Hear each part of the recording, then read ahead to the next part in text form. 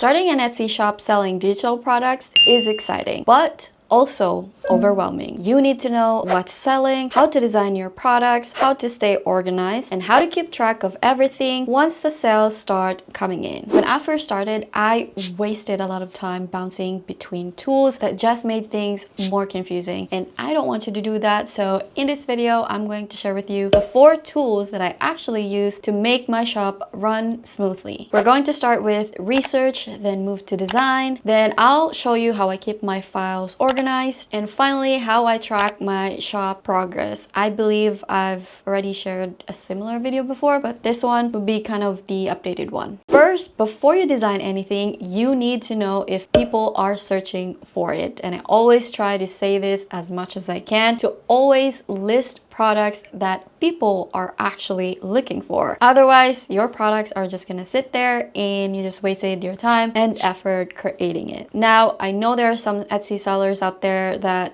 do not believe in third-party market research tools to create their next product, but for me, I've found that research tools saves me from a lot of trial and error, because instead of guessing, I can already see what's working in the marketplace and just create products that people are actively searching for. I think it all just comes down to finding the right tool that fits your workflow, and that's where Etsy Hunt comes in for me. And by the way, this is not sponsored by them. Etsy Hunt lets you see keyword search volumes, trending products, and even competitor insights. So for example, if I search printable wall art, it shows me things like how much a particular listing has made in the last 7 days and how many favorites it's getting. And that feature is super powerful, because if a product is getting a ton of favorites, that's a really good sign that there's a demand. And as a seller, that tells me it is worth creating something similar. Etsy Hunt is actually the 4th market research tool, I believe, that I've tried. And the reason I switched from my old one, it wasn't because it didn't work, but it was because of the cost.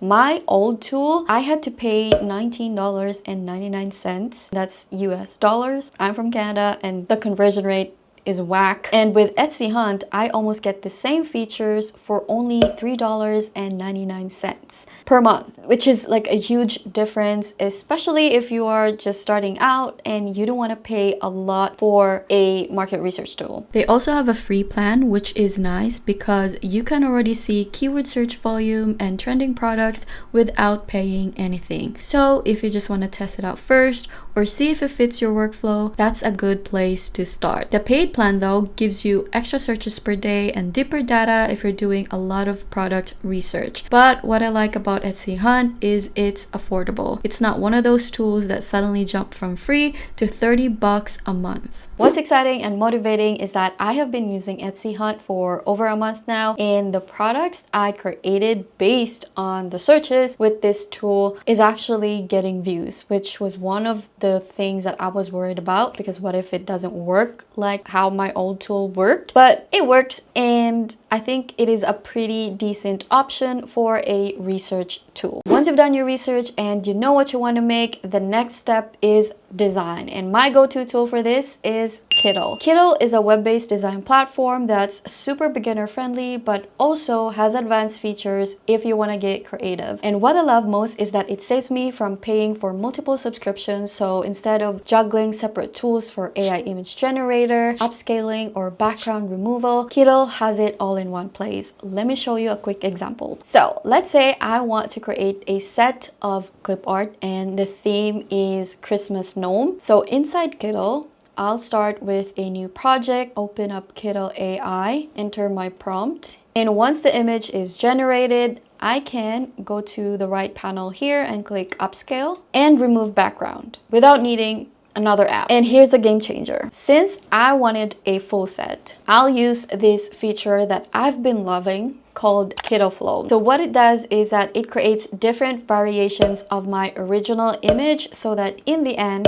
I get a whole bundle of cohesive designs in just a few clicks. And I'm gonna show you how I do it. So let's say I want this gnome to be on the back of a vintage Christmas truck. I'm just gonna click Smartboard. I'll go to the right panel here, enter my new prompt, click generate, and there you are. The gnome is on the back of the truck. Another example, let's say I want the gnome to be carrying a sack of Christmas presents. So same thing, smart board, right panel here, enter prompt, generate, and there you go. The gnome is carrying a sack of Christmas presents. I wish I had known this tool when I first started because the consistency of the characters is just mind-blowing. This was one of the problems I had whenever I would create a theme clipart pack. Now, let's say I'm ready to export this pack. So I'm just gonna go up here, click export, make sure all the boards are selected, DPI at 300, and select remove background just to make sure that it doesn't have a background, and download. And there you go. Now I have a perfectly curated theme clip art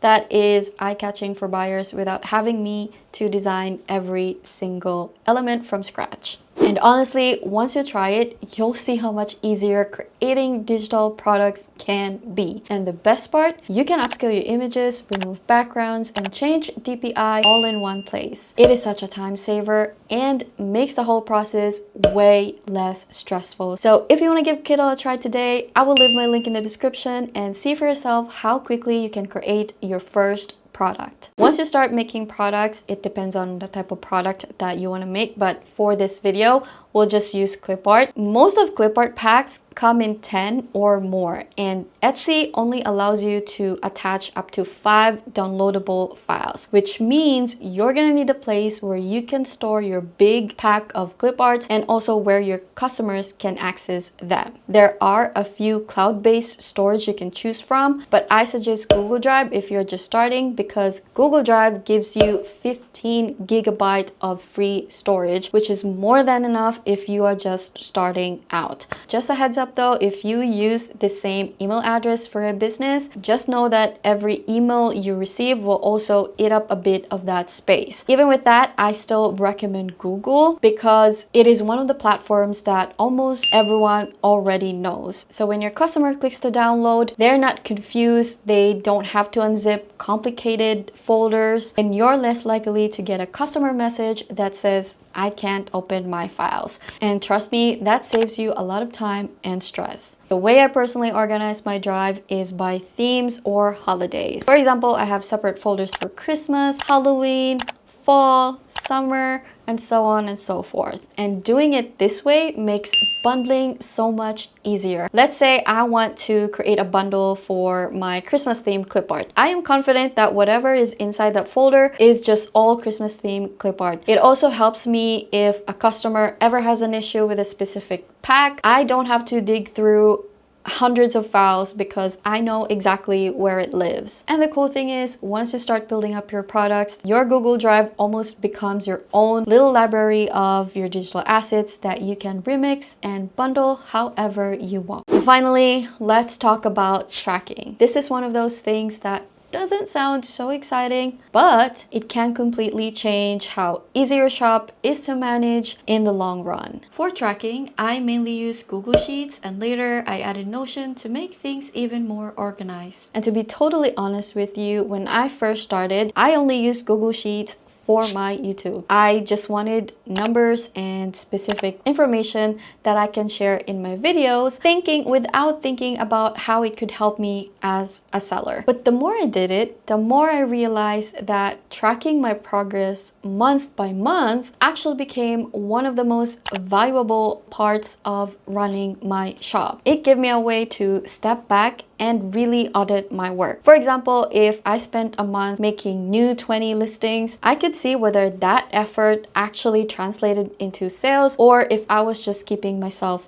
busy. Later on, I added Notion into my workflow, and this is where things got even better. Google Sheets is great for detailed information, but Notion is where I track my shop goals and bigger picture progress. So for example, I have a Notion dashboard that shows how many listings I want to create in a month or which seasonal products I want to launch next. For me, Notion feels more visual and motivating, while Google Sheets is where I get into the nitty-gritty data. But I think together they balance each other out. So that's my beginner's toolkit for Etsy digital products, Etsy Hunt for research, Kiddo for design, Google Drive for storage, and Google Sheets and Notion for tracking and planning. If you're just starting out, you don't have to get all the tools under the sun. Just picking one or two from what I shared today can make a difference in keeping you organized and helping you create products that people actually want to buy. At the end of the day, the goal is to spend less time stressing about tools and more time creating products that excite you and your customers. If you found this video helpful, please give it a thumbs up, subscribe if you haven't already, and let me know in the comments below if you have any questions for me. Thank you so much for watching, and I will see you in my next one. Bye!